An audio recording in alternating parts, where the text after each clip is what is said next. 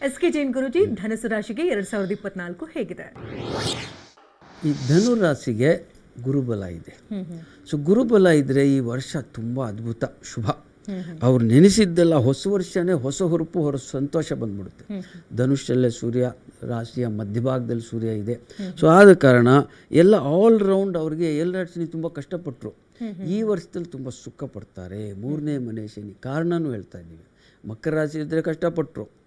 ಈಗ ಕುಂಭರಾಶಿ 2.5 ವರ್ಷ ಶನಿ ಮಹಾತ್ಮ ಅವ್ರನ್ನ ಕಾಪಾಡಿದೆ. ಎಲ್ಲ ರೀತಿಯಲ್ಲಿ ಧನು ಆರ್ಥಿಕ ಲಾಭ, ಸುಖ, ಶಾಂತಿ, ನೆಮ್ಮದಿ. ಹೊಸ ವರ್ಷ ಅವ್ರಿಗೆ ನಾವು ಹ್ಯಾಪಿ ನ್ಯೂ ಇಯರ್ ಹೇಳಲೇಬೇಕು. ಯಾಕಂದರೆ ಹ್ಯಾಪಿ ಇರ್ತದೆ, ನಾವು ಹ್ಯಾಪಿ ಹೇಳೋದು ದೊಡ್ಡದಲ್ಲ. ಸಂತೋಷ ಉಂಟಾಗುತ್ತೆ, ಭಾಗ್ಯೋದಯವಾಗುತ್ತೆ. ರಾಹು 4ರಲ್ಲಿದೆ, ಅದಕ್ಕೆ ಶಾಂತಿ ನಾವು ಹೇಳ್ತೀವಿ. ಏನು ಮಾಡಿ, ಬೇರೆ ಎಲ್ಲ ಚೆನ್ನಾಗಿದೆ.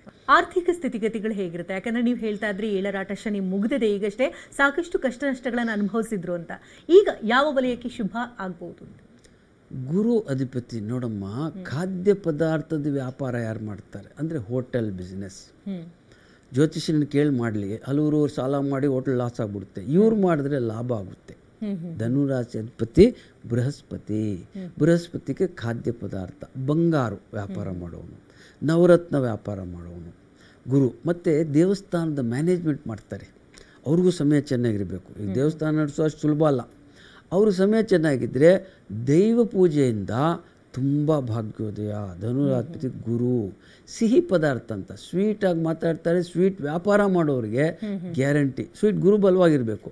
ಬಂಗಾರ ಹೇಳಿದ್ದೀವಿ, ಸ್ವೀಟ್ ವ್ಯಾಪಾರ ಹೇಳಿದ್ದೀವಿ ಗುರುಗೆ. ಮತ್ತು ವಿದ್ಯೆ, ಅವ್ರು ಹೇಳಿದಾಗ ಪುಸ್ತಕ ಬರೆಯೋರು, ವಿದ್ವಾಂಸರು, ವಿದ್ಯೆಯಿಂದ ಪುಸ್ತಕ ಬರೆದ ಮೇಲೆ ಬರೋರು, ಇವರಿಗೆಲ್ಲ ತುಂಬ ಶುಭ ಆಗುತ್ತೆ. ಆರೋಗ್ಯ ಹೇಗಿರುತ್ತೆ? ಆರೋಗ್ಯನೂ ಚೆನ್ನಾಗಿರ್ತದೆ.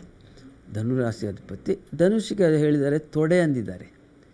ತೊಡೆ ಅಂತ ಹೇಳಿದ್ರೆ ದುರ್ಯೋಧನ ತೊಡೆ ಪಾಯಿಂಟ್ ವೀಕ್. ಎಂಥ ಪೈಲ್ವಾನ್ ವೀಕ್ ಪಾಯಿಂಟ್ ಇರುತ್ತೆ. ಶ್ರೀಕೃಷ್ಣ ಹೇಳ್ತಾರೆ ತೊಡೆಗೆ ಹೊಡಿ ಭೀಮ, ಅಗೇನ್ಸ್ಟ್ ದ ರೂಲ್ ಅದು. ದೇವರು ಹೇಳಿದ್ದಕ್ಕೆ ಮಾಡಿಬಿಟ್ಟ ಭೀಮ ಪುಣ್ಯಾತ್ಮ. ಇಲ್ಲದೆ ಮಹಾಭಾರತ ಮುಗಿತಾ ಇರಲಿಲ್ಲ, ದುರ್ಯೋಧನ ಬದುಕಿರ್ತಿದ್ದ. ಸೊ ಧನುರಾಶಿಗೆ ತೊಡೆಯಲ್ಲಿ ಪಾಪಗ್ರಹಗಳಿದ್ದರೆ ಏಟಾಗೋದು. ಪರಿಹಾರ ನೋಡಮ್ಮ, ಇಲ್ಲಿ ಶಾಸ್ತ್ರಗಳಲ್ಲಿ ಪರಿಹಾರ ಅಂತ ಹೇಳಿದ್ರೆ ಇಲ್ಲಿ ಕಡಲೆ ಬೇಳೆಯನ್ನು ದಾನವಾಗಿ ಕೊಡಬೇಕು. ಮತ್ತು ಅಶ್ವತ್ಥ ವೃಕ್ಷವನ್ನು ಪ್ರದಕ್ಷಿಣೆ ಮಾಡಬೇಕು. ಪರಿಹಾರ ಮಂತ್ರ ಓಂ ಹ್ರೂಂ ಆದಿತ್ಯಾಯ ನಮಃ ಈ ಮಂತ್ರ ಹೇಳೋದು. ಮತ್ತು ಜೈನರಲ್ಲಿ ಆದಿನಾಥ ತೀರ್ಥಂಕರ ಪೂಜೆ ಮಾಡೋದು. ಮತ್ತು ಗುರುಗೆ ಶಿವನೇ ಅಂತ ಹೇಳಿದ್ದಾರೆ. ಓಂ ನಮಃ ಶಿವಾಯ, ಓಂ ನಮಃ ಶಿವಾಯ. ಬರೀ ಶಿವರಾತ್ರಿ ಹಬ್ಬ ಅಲ್ಲ, ಧನುರಾಶಿಯಲ್ಲಿ ಮಾಡಿದ್ರೆ ಅದ್ಭುತ ಫಲ.